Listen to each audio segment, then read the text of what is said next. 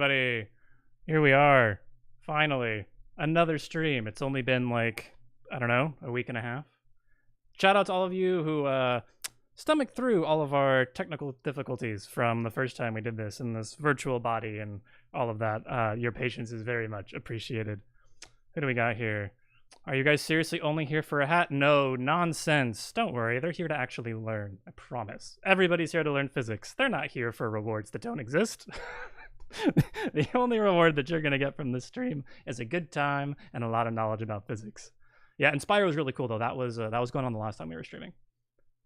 All right. So, hi, Duck. Wow, hi. Hello. Juan Gamers Plays _Roblox. What's up, everybody?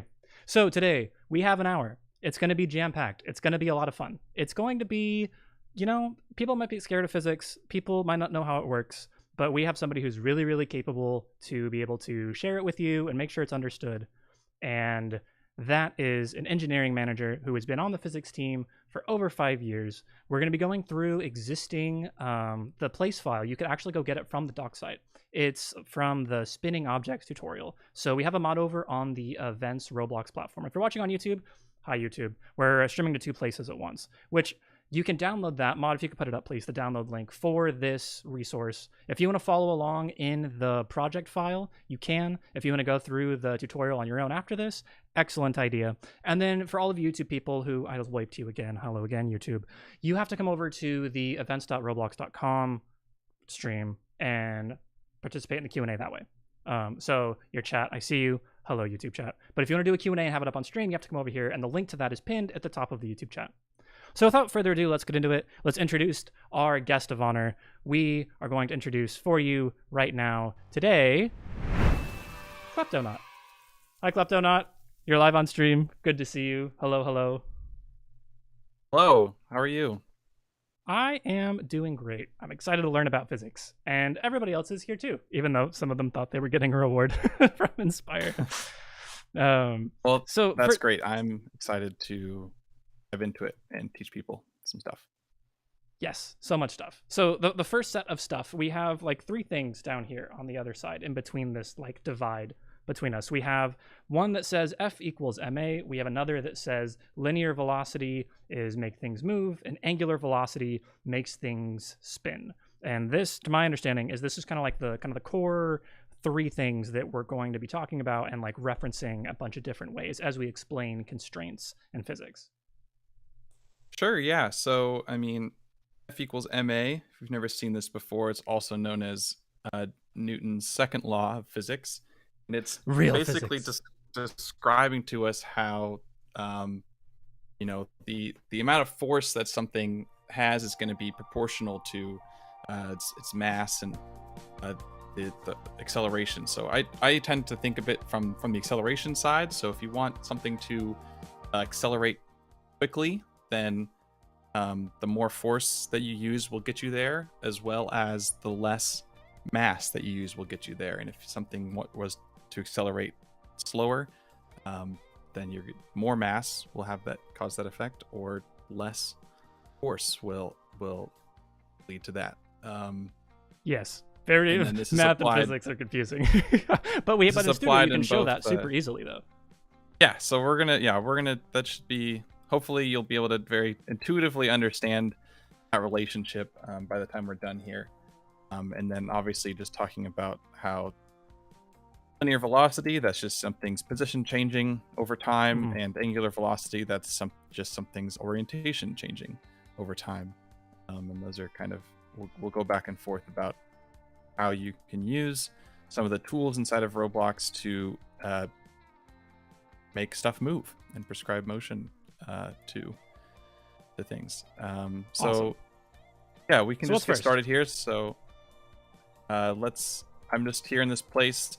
I got some parts here that are just kind of in the air, but just to start with, what I've actually done is I've actually set gravity to 0.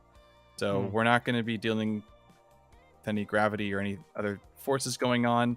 If I hit run, everything is just going to stay right where it is, except for this wheel, because we're just floating and there's no gravity, there's no forces being applied to anything.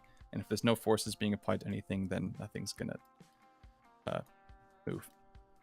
So let's get started. So the way that you can use physics is with these constraint tools, which you can find right here. And let's start with this one, vector force, which is just going to be a very, very limited constraint, which will just apply a force to the part. You can see now my mouse has this little doohickey on it. A little green dot. I can click on a part and it's going to apply a force to that part. So let's just click here and we'll see what happens. Boom. There it goes. It's just and that thing runs forever. Shot right through this stuff. All these parts are now just moving a little bit from that collision, and the part that I applied that force to is just accelerating off into infinity. It is a constant force, which means it is going to keep getting faster and faster and faster unless something else stops it, which I have nothing doing that. So there it goes. But let's stop this and kind of break down what just happened there. So the constraint, we can put this in at a time. So same thing, clicking right here. Now we can see this blue arrow indicating the direction we just saw that thing shoot off into.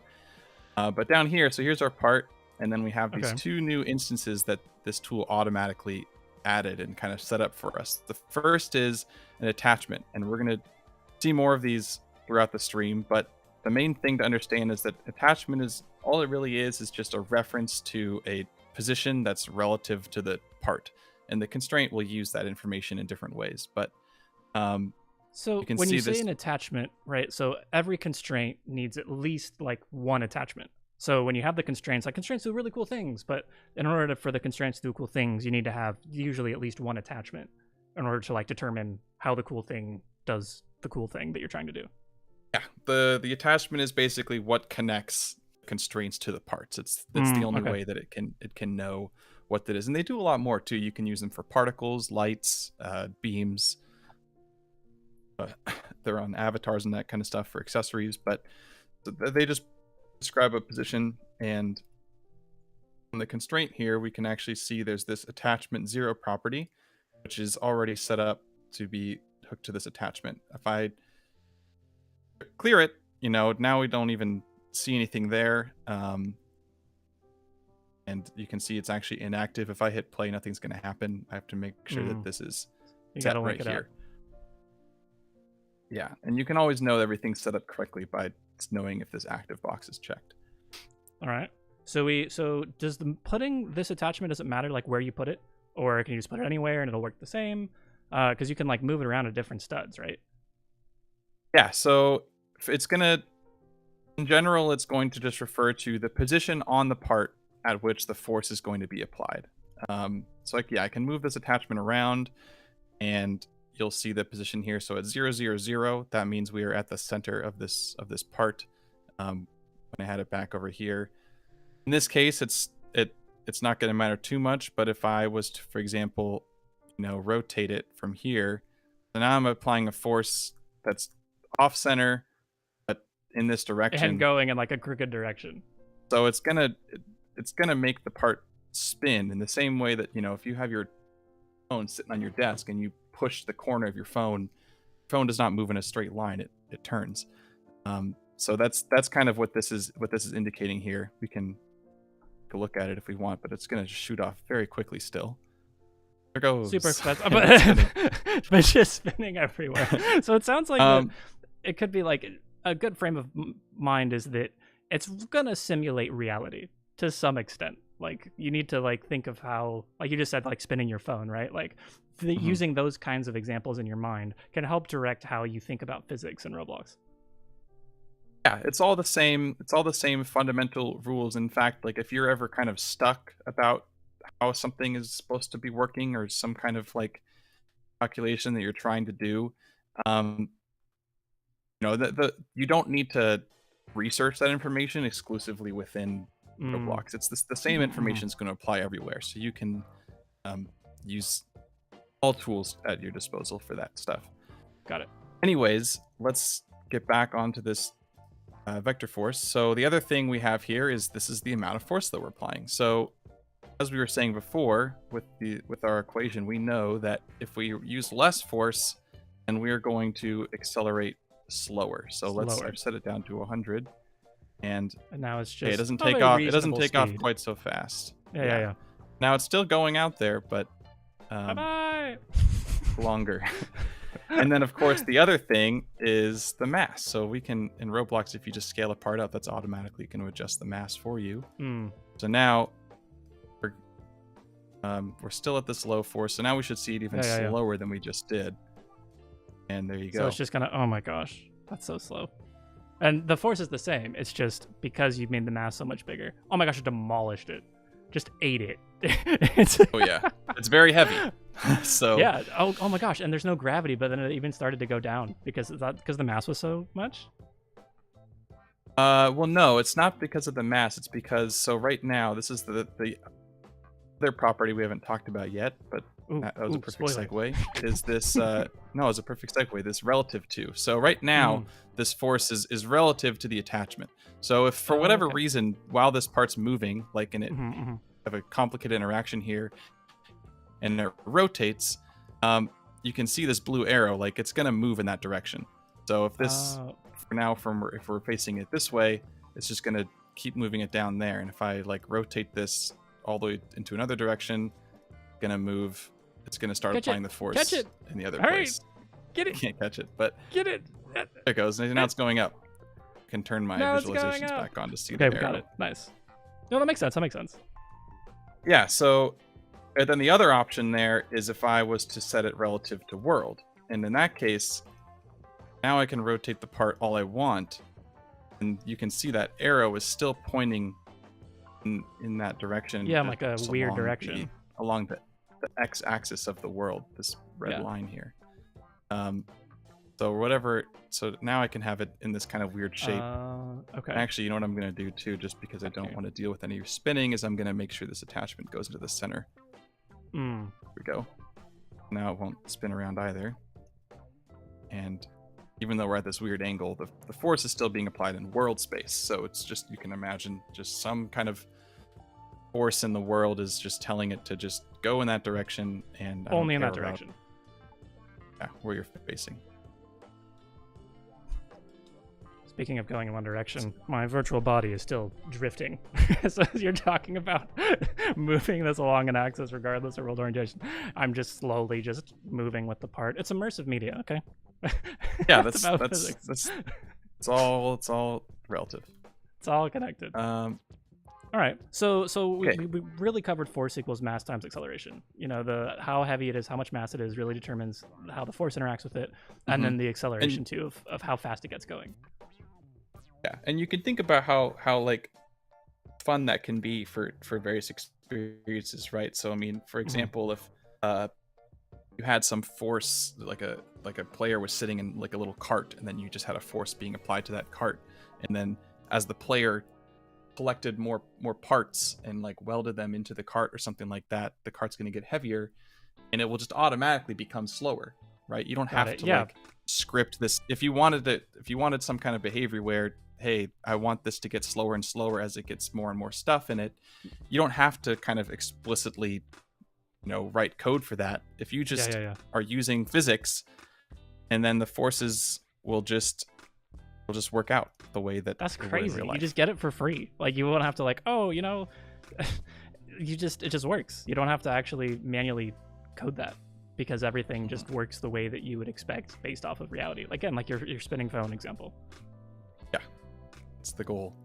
That's the goal. So the other fun thing is, so attachments can be connected to multiple constraints. You do not have to for each one create a new attachment for it. Oh, interesting. Okay. Let's try adding something else here. So we're going to add this torque constraint, which is just like the vector force, but works in a singular part. So I can just click on the same attachment here, and it's just going to automatically, we can see now we have both of these constraints. They both have their attachment 0 set to this same instance right there.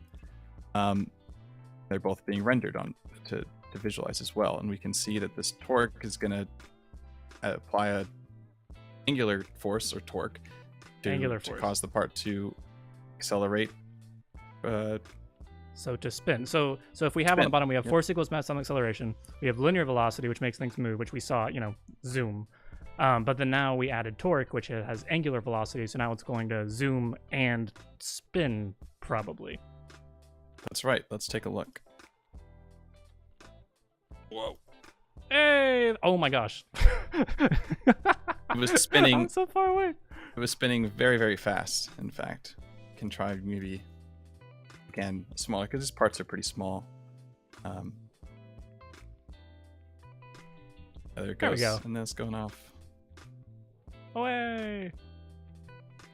Yeah, that's pretty cool. That's crazy. Kind of like a drill.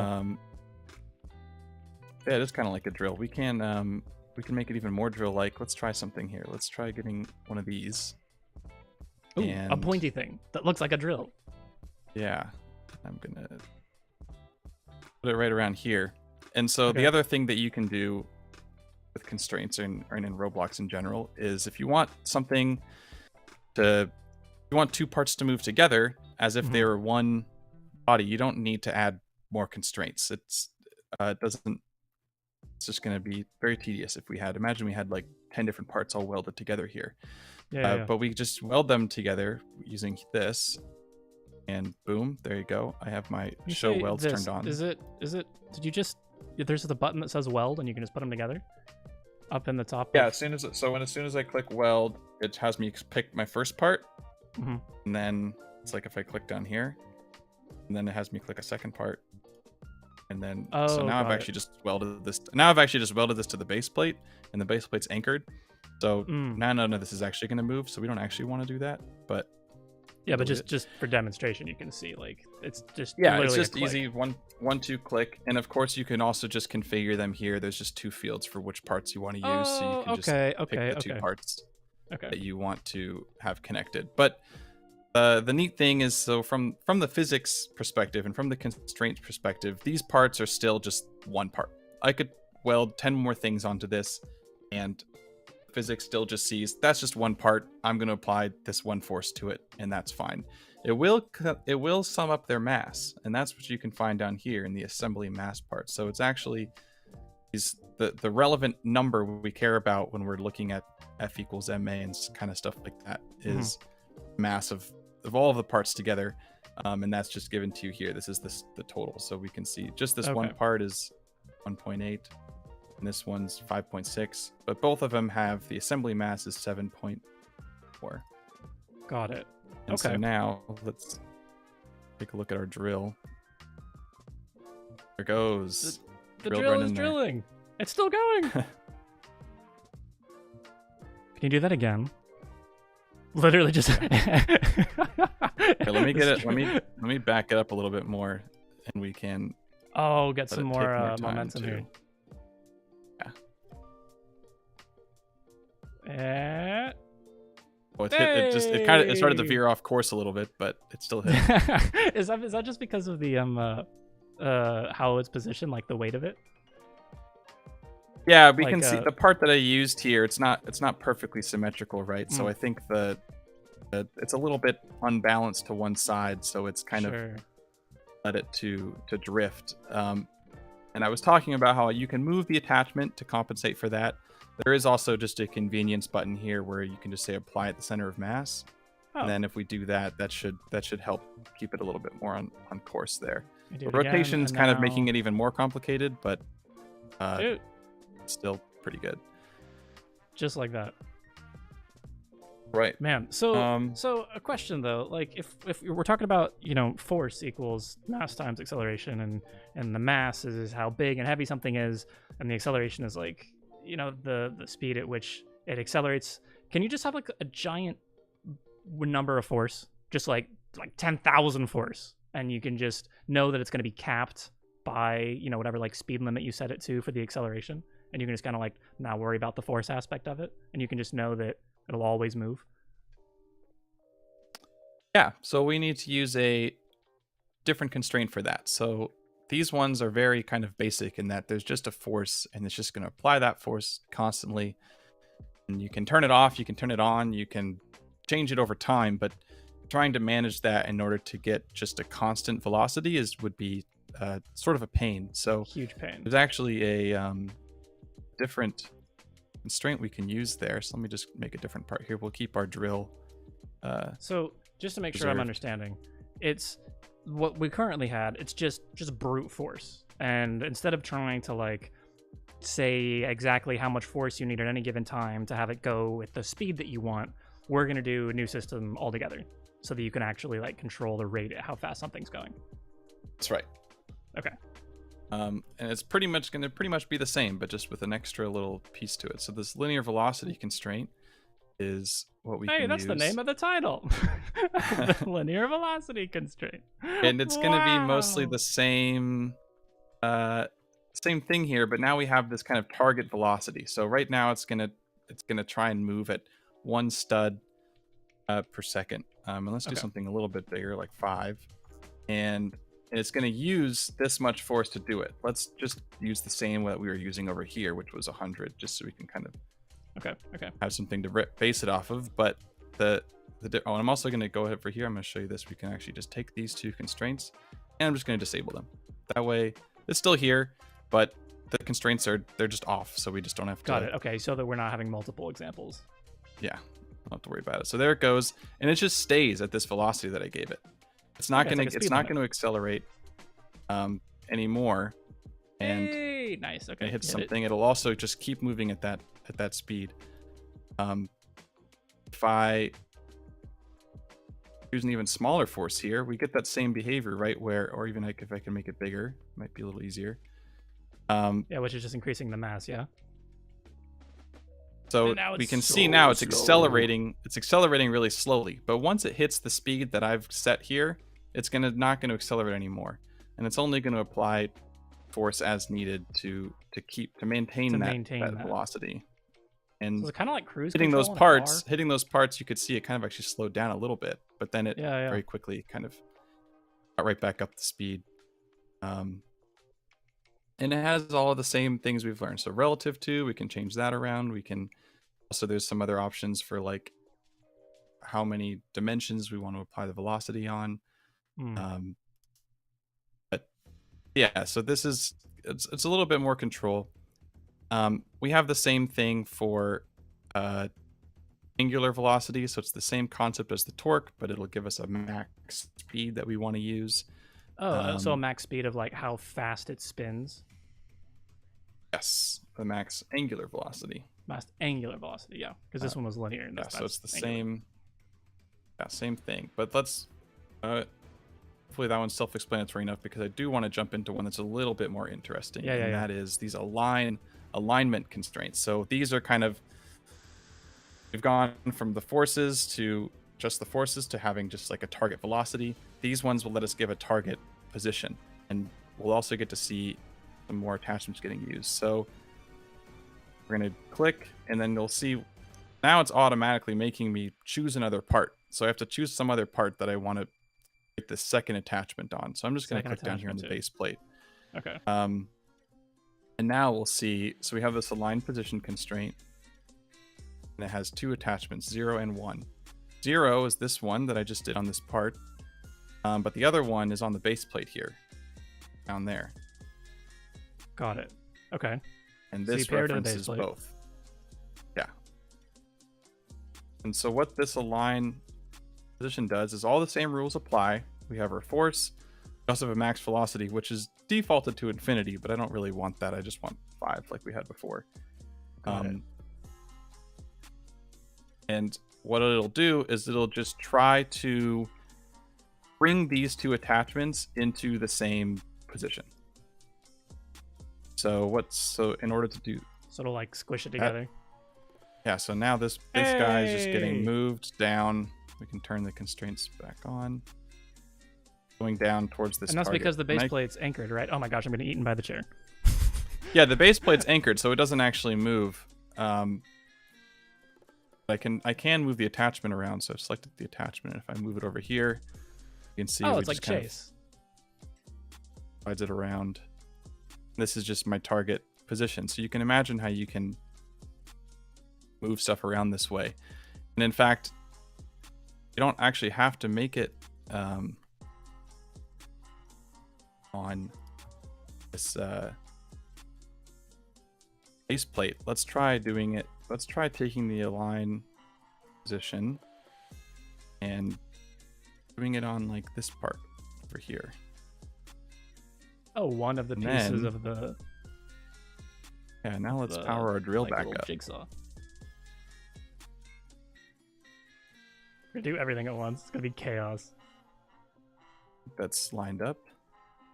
Make sure these are re-enabled.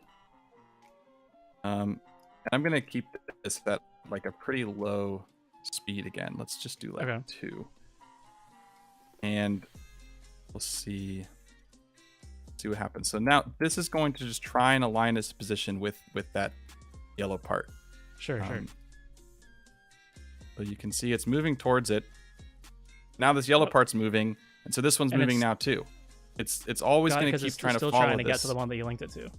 That's right. It's always going to keep trying to follow it. That's so cool. And you can literally just like, you can have a whole bunch of applications for this, of just 2 things trying to get to each other or follow each other. Yeah, so like that's really neat. You could have like pets use this and connect them to your player. Oh yeah, and then for like a follow that'll make sure that they follow them around. And then we can, of course, add more to this. Let's try something else. Let's try taking the align orientation and use the same attachment here. And then I'm going to use the same attachment over here, actually. Okay. And now, the orientation of this part is going to always try and mimic orientation of that part. I'm going to leave the max angular velocity at infinite because I just want it to, whatever the orientation this is, I just want it to have it. No matter what. And so let's take a look at that. And there it goes. It's spinning just like that one's spinning. Now it's like mimicking the other one. But then is it it's still trying to follow the position of the yellow one. But while mimicking the behavior of the drill. Yeah. So now your hypothetical pet is very excited. Oh yeah. All right. Well, it's 4:30. We're halfway through. So we're making good time. But Mod, over on Gradual, could you open up the Q&A? And we'll get the first Q&A one pinned. And as Kleptonaut keeps going through this, we might fit in the question if it's applicable. And then have dedicated Q&A for sure. Just questions at the very latest 15 minutes till. But let's start getting those questions open and shown up here. Yeah, sounds good. Yeah, I mean, this is a good spot to kind of break into the next phase too. So we kind of this is probably enough of your gravity time. Let's try building some more stuff with some more advanced constraints. Now that we kind of understand the fundamentals between attachments that go onto parts and constraints which apply forces, and you can configure them.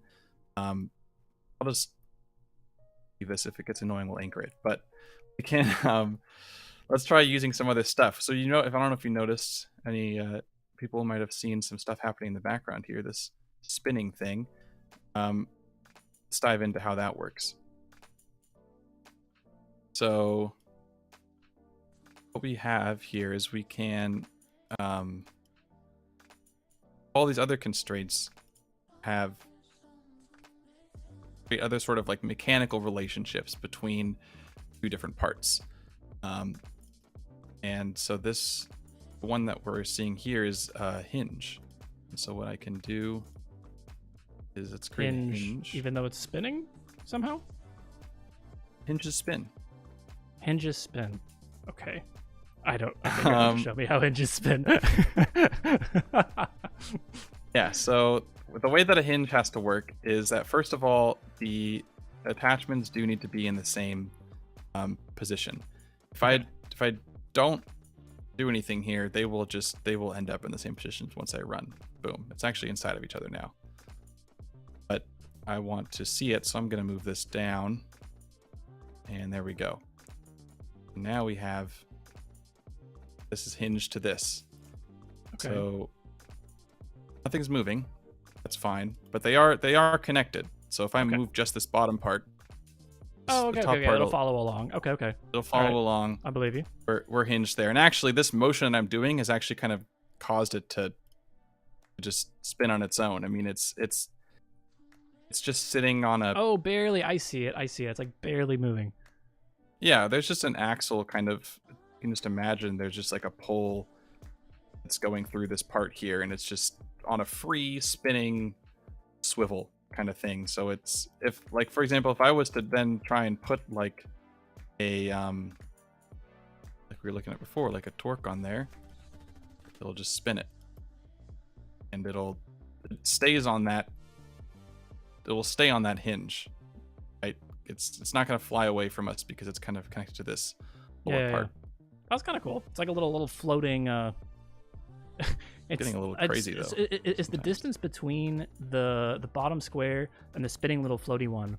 Can you change that if you wanted to have like some fantasy water, right? Like spin and floating in the air, suspended. Can you like change the distance? And you can, yeah, it's just based on the attachments. So all that matters is these attachments. I mean, they'll just go into the same... This red line is just showing you they're not at the same location. So okay. Just so you know, they're gonna snap together whenever you start. But I can offset these attachments however I want. So I could put them both up there, and it'll snap the part higher up there. But it'll still keep going. Okay. Oh, first question. I can answer this one. Hold on. Sorry. Could you possibly make animations out of this?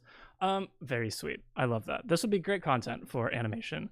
Potentially. I'll give you a solid maybe.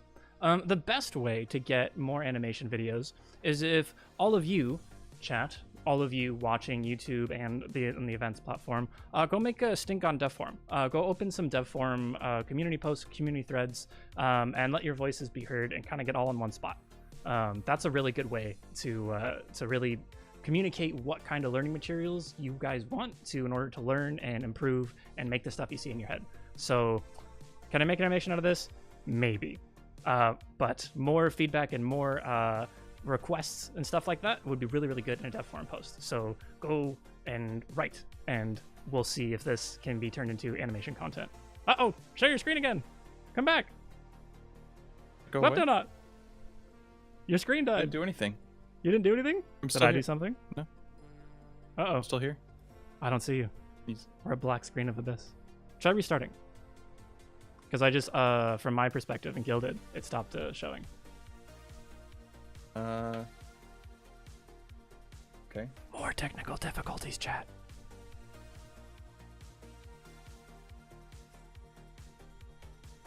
Hey, we're back. Like nothing happened. Okay. Easy.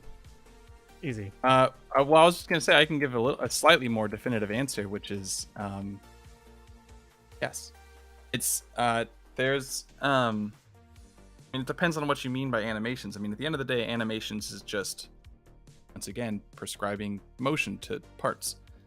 So if you want to use physics to prescribe your animated motion, that is totally doable.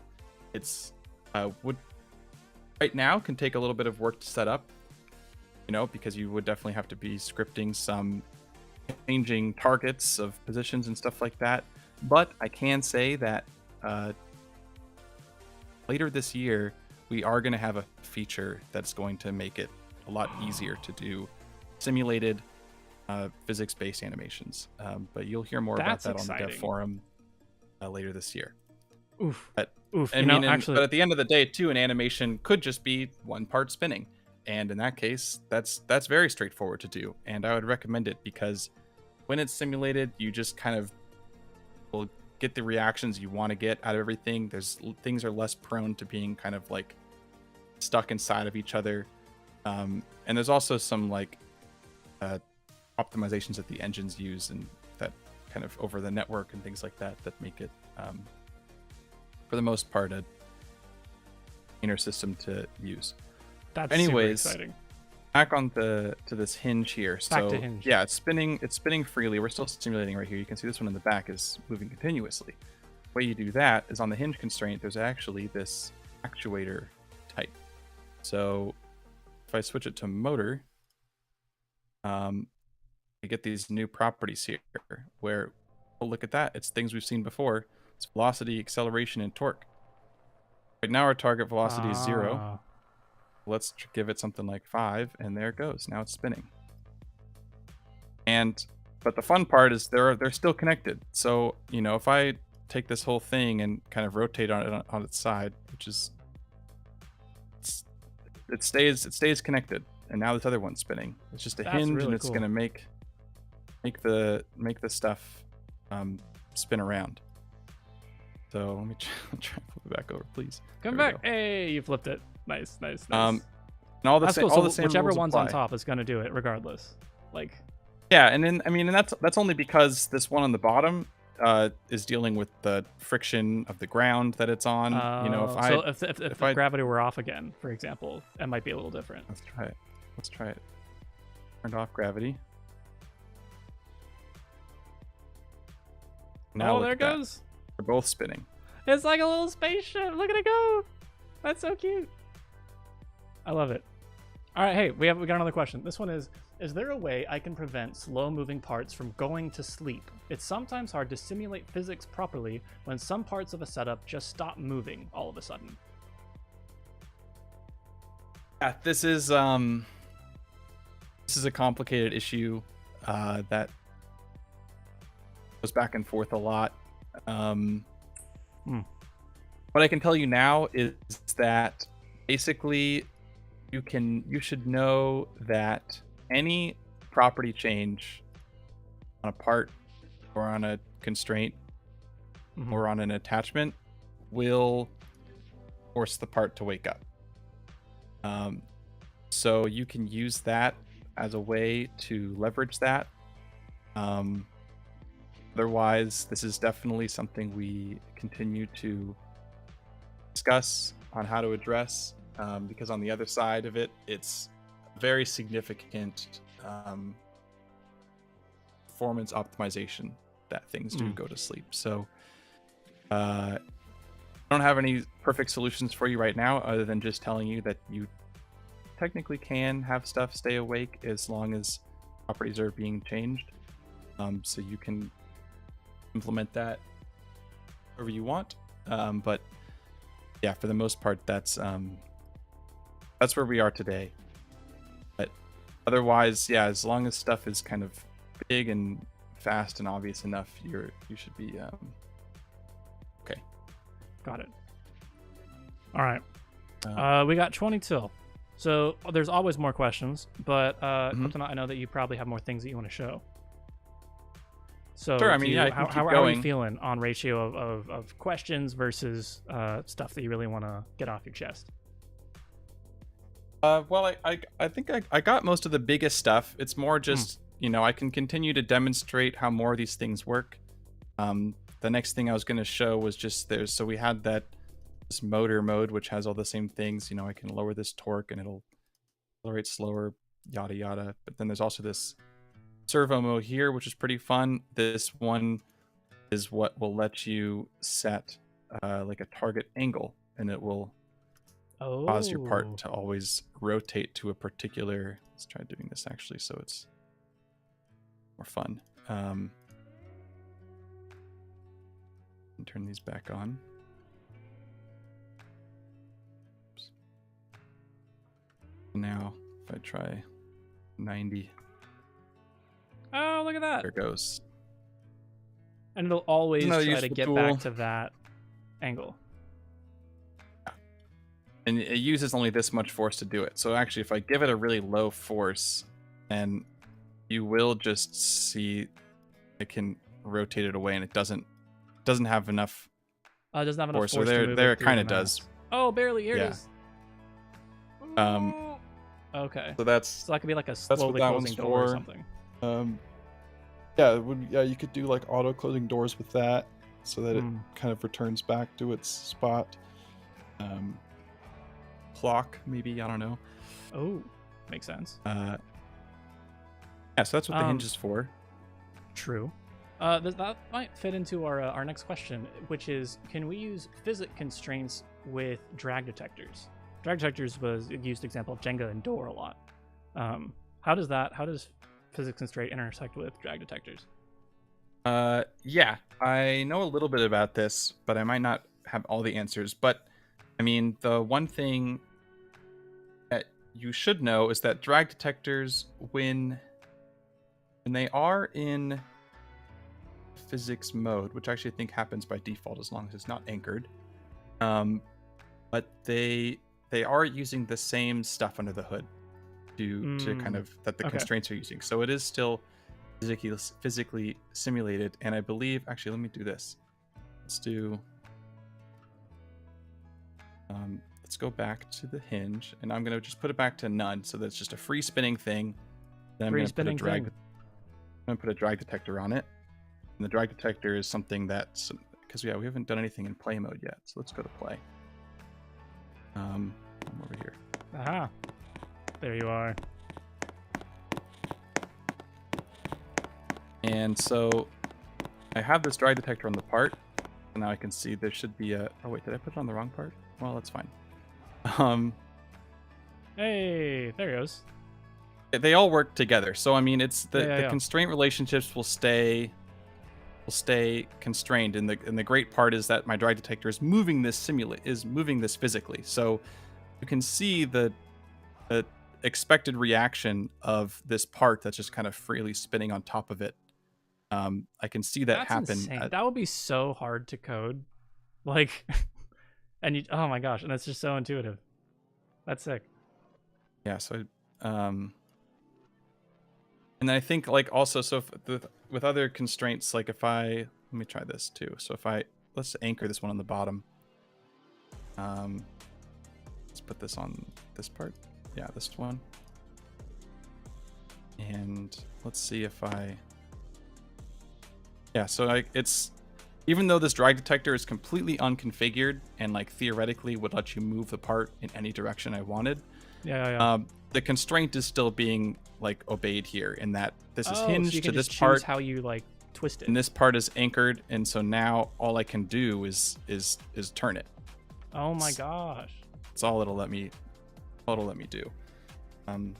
So yeah, they're totally can totally be used together. I think they also have their own kinds of sets of limits you can set, right? For like, so this is like the amount of force torque I can use, like my dragging hand is capable of providing. So obviously if this part was extremely heavy and I had my drag detector's max force to something much lower, then I might not be able to move it, right? But that's all just part of the intended dynamic outcomes of things. That's awesome. So yeah, they're totally work together. It's actually a great way to kind of build with simulation first kind of gameplays, drag detectors and constraints to put them together. Like, you can get really creative with that. Like that, even just that example right there of, forcing you to twist it, like if you had to like, twist open something in an experience, and you wanted that to be your interaction. That's and another fun. Let's take a look at one other constraint here, and we can see this is one I think a lot of people don't fully realize what it does, and that's this prismatic constraint. And if the hinge is a door, prismatic is a drawer. Okay. So that's cute. That rhymes. If that makes sense. So the way it works is I'm gonna move this attachment up. As you can see, this red line once again telling me they're not aligned. But all the prismatic cares about is that the two attachments are on the same kind of axes here. So if I move this one over, it's gonna get it mad again. But do that. And so what it does is it constrains the motion of this part to only be along this line. Okay. So let's try taking my drag detector and putting it on that part. This one. And right now I don't have any actuators set up on it, so it's freely moving. And we're gonna play here. Now, if I drag this part, you can see, I forgot I set the forces really low, but it's still fine. It's like moving in a line. Yeah, it'll only move it along this line. Only so you can imagine, for example, you could build like dresser in a house and put prismatics on every drawer, and then put drag detectors in all the drawers, and then you'd be able to have players slide them in and out. That's so cool. That's so cool. We love to see it. And so fun, you can limit it too. So if I go to Prismatic. Limit how? There's a limits option here. So if so you can like have it stop like at the back. Yeah, so we should see it now actually. Just oh, there it is. Stopped right there. So these limits, there's an upper limit and a lower limit. So now if I set it to 10, while I'm here, I'm going to go ahead and increase the force on this too, because that's hard. But oops. Oh, there we go. Oh crap. I don't want to select. There we go. There we go. And the other thing, so I didn't experience, but it's still hinged to this too. So this attachment is on the hinged part, which can spin. So this part is basically defining like the line drawer that this is on. Yeah. So this. That's crazy. And then it can't. And then we can take our hinge too. Let's just find it. It's really just like a giant toolbox of, whatever creative problem or whatever creative idea you have, problem you're trying to solve. Like, the physics system and the constraints are so flexible, you can probably find a solution just by tinkering around with it. Like, this is almost like a hazard in an obby, and you can reduce the range of it. Oh, you're lagging. Come back, stream. There we go. Yeah, no, totally. And you can see it's struggling to push against me too. Yeah, but if you put more force on it, I'm sure it would like knock you out. It would like ragdoll you. Right. Yeah. Yeah, we can actually see some centripetal force here, because if I try and move this, into the middle, it'll just slides back out. Yeah, it's much easier to slide back out than to try to drag it back in. Yeah. Wow. The Prismatic also has a motor and servo mode as well. So if you wanted to, drive it to continue moving in one direction along a line, that's works just like that. Servo allows it to slide to a specific target, just like how the hinge works. Yeah, lots of options there. But yeah, no more questions.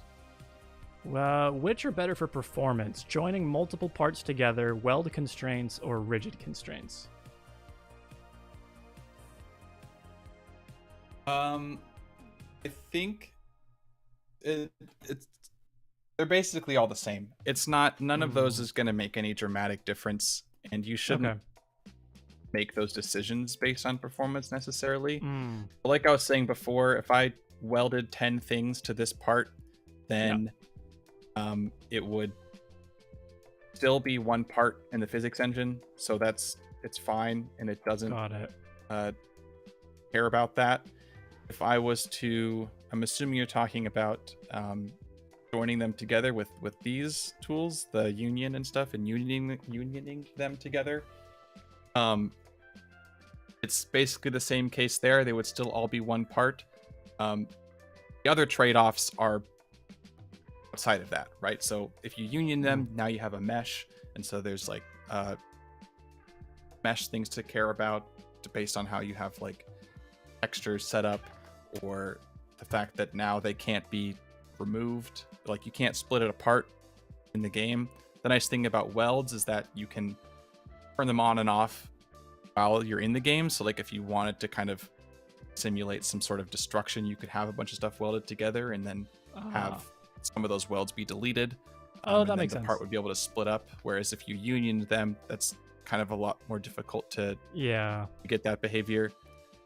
Rigid constraints, I believe, are basically exactly the same as welds. They just they meet some specific needs regarding avatars and stuff. It works like a weld, but it's with attachments, so that you can. So now I've actually just kind of forced this one to be over here, because got it.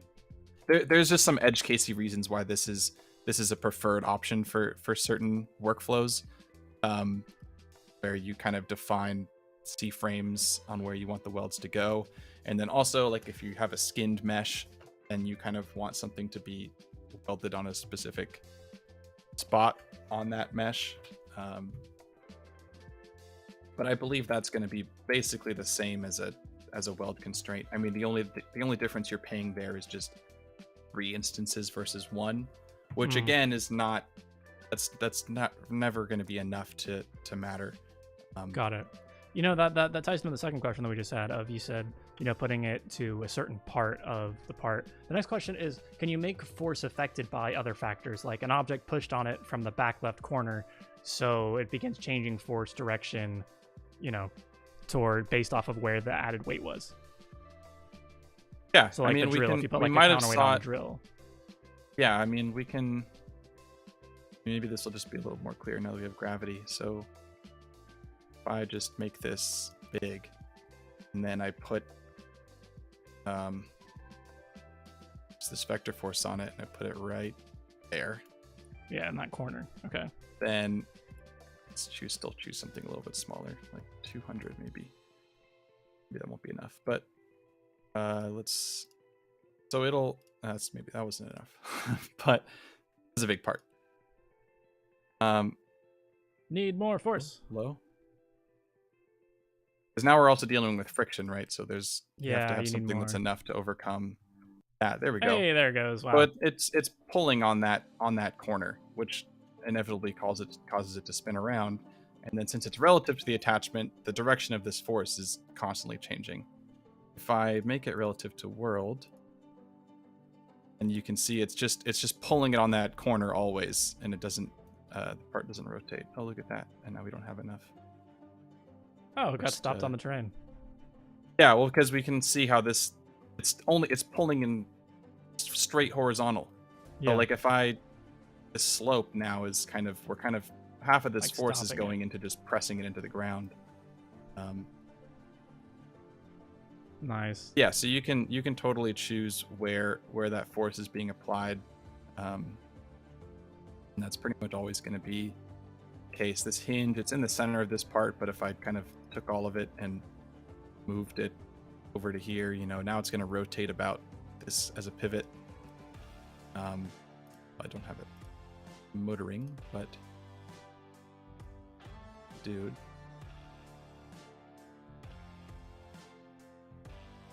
See, now you can see it's kind of going for that thing. Wait, it's way over there. Prismatic. Well, now we got rid of the limits. We got rid of the limits on the prismatic, so now it kind of can freely. Oh, I might have killed it, but it'll freely just keep sliding out as that part spins. Crazy. All right, we got a couple more. We got, how can you differentiate linear velocity from assembly linear velocity and angular velocity from assembly angular velocity? Yeah, so the assembly linear velocity is what's going to be relative for the whole group of welded parts. So let's go back to look at this one, I guess, because this is the only one that has something welded to it. The welds on it. Our makeshift little drill in the corner. I'll add another one just for posterity. So yeah, this is going to be, the linear velocity is going to be the, you know, what the speed is at the center of mass, which is also right here. This is center of mass and world space of this whole assembly. So these three parts having a center of mass, it's probably, you know, somewhere around here. And then the regular velocity that is, I think the other one was deprecated because it was kind of sometimes this, but sometimes not. There were a lot of inconsistencies in the way that it was being represented. Got it. So this should really just be the one that you need to worry about now. And then there is also an API. I think it's called like get velocity at point. So if you wanted to see what the linear velocity was at this corner of this part, you can query that from Lua in order to so, because if something's rotating, right, the speed's going to be faster on the outside of that rotation than it is on the inside the linear part. The angular, it's the same thing. I don't think there's actually any significant difference there. We might have just deprecated other one just for consistency's sake. Basically, the way that you can just think about it is the assembly is kind of where that's where the constraints are working on, and that's where the physics is happening. This is really where the because like I was saying, the physics system sees everything as assemblies, and there's actually this new tool here where we can highlight assemblies. So you can see here, these are all the same color. They're all one assembly. This is one assembly. Each one of these is its own assembly. But if you weld things together, they'll all be the same assembly. So this is one body. That's one body. These are several different bodies, and that's kind of how that operates. So I think it's really just there was inconsistencies with the old velocity properties in terms of like when it was showing kind of that the center of mass assemblies velocity versus when it was not, and different things about the root part. So there's kind of a hierarchy with assemblies. We have a documentation page on that. If you just search assemblies on Roblox, that kind of goes into how there's every assembly has a root part, and the root part is kind of where the it's not relevant for when you're placing your constraints or anything, but it is relevant for some other stuff. And I think that velocity property was sometimes incorrect if the root changed and things like that. All right, we got 2 minutes. We got one question left, and it is I think a lot of creators can relate to this one. Sometimes when I'm working with constraint systems, it all sort of glitches out and explodes, and parts fly out, sometimes getting removed by the void, fighting to reattach again. Is there a way to prevent this? Or maybe a better question is like, what could cause that in the first place?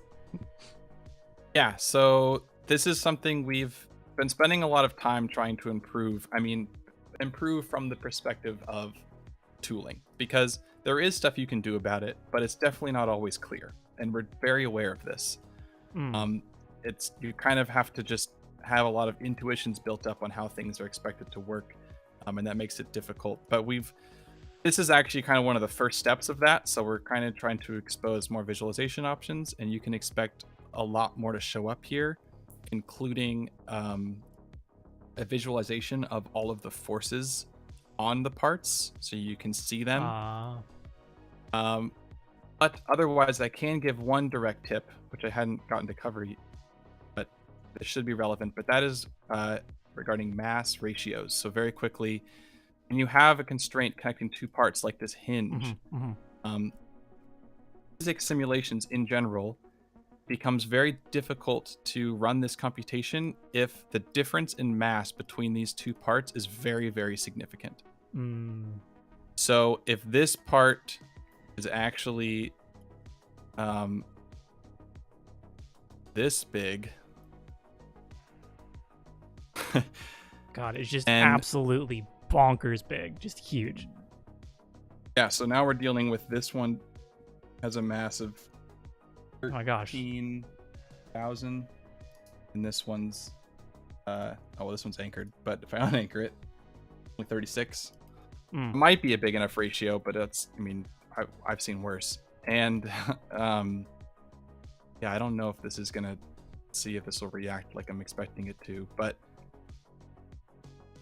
it's pretty okay. It's pretty okay. But if I tried to, let's see if I rotate this.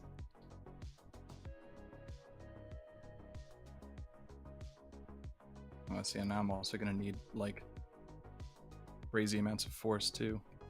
Oh my gosh. Go. So that's mostly okay, but maybe I still didn't have the ratio enough. Well, there it goes. See how it's shaking around a little bit? It's like jittering. That's one place where that kind of, so you can imagine, for example, somebody built a giant airplane, and then they're adding a single wheel at the bottom for the landing gear. And it just doesn't work. So if you do that, something like that, and you're seeing something jitter, what you should do is you should look at your smaller part, and then go and, because I think you guys covered this before, try and increase the density so that you get a much larger mass. Now if I have this mass a lot higher, then we should be, well, I'm kind of screwing it up now, but now they're much closer in mass, and it should just be a lot more stable in general. The other thing that we've introduced somewhat recently that should help with this too is we do now have a pause and a step button. So if you go here, I can actually hit pause, and then I can take a look at stuff. So if it's something you can recreate, like if you're seeing it happen every time, then what you can try and do is you can try and run and pause, and then what you can do is you can run your simulation one step at a time. So let me go back and change. Where did it go? Hinge again. It'd be motor. But nothing's happening because we're still paused. But if I step, then oh, that's right. I forgot the force had to be really big too. That's probably huge. All the zeros. There you go. So now we go one step at a time, and we can kind of see things breaking down. So our hope is that by pretty soon you'll be able to step through stuff. Then you'll also have forces being rendered so that you can look at how much force different things are having. And you can step through them one step at a time. And that should hopefully help clue you into kind of where things are going wrong. But in general, just some best practice to try to follow is try and minimize ratios between mass of different things. And then also try and use max forces that are appropriate for the stuff that you're building, So I made this a huge number because this part was huge, but if I make this really small again, it'll still be fine because this is a very small system. Sure. But if there was a car with a whole bunch of other constraints in it, and things, hey, there it goes, moving around, and having those really, really high force values might cause a problem, right? Because if there is some other problem somewhere else, something gets stuck, and now it's applying a force of 3 quadrillion, that's it's a little bit prone to be unstable.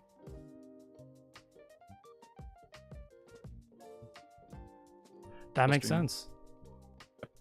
Yeah, no, we're still here. We're a little bit over. It's 5:04. Yeah. So the perfect time to end. That was a great tip. Thanks so much for that. For everybody watching, what's today? Monday. It's the start of a new week. To get you off after this, we have some new things to learn. To continue the knowledge, we have tutorials. We have an AI assistant that you can use to create new things in your experience, as well as find things in the docs for you. And then we also have a bunch of active community members in the forum that probably have similar questions to what you are also having. So those are some 3 great next steps that you can do to continue your knowledge after the stream. And we'll have another staff stream sometime in the future, and we will be posting and sharing that as we know more and as we're ready to share it. And we love doing these. So we mentioned before the question about animations. It's funny, I was interpreting that through the lens of videos and more content, and it was most likely actually just literal animations in Studio. So regardless, if you have questions for features for product or features for videos and learning, DevForum is a great place. So in the meantime, we have a bunch of docs, a bunch of videos, a bunch of resources, and an active forum. So we will see you all next time. Thanks so much for hanging out. Thanks, bye.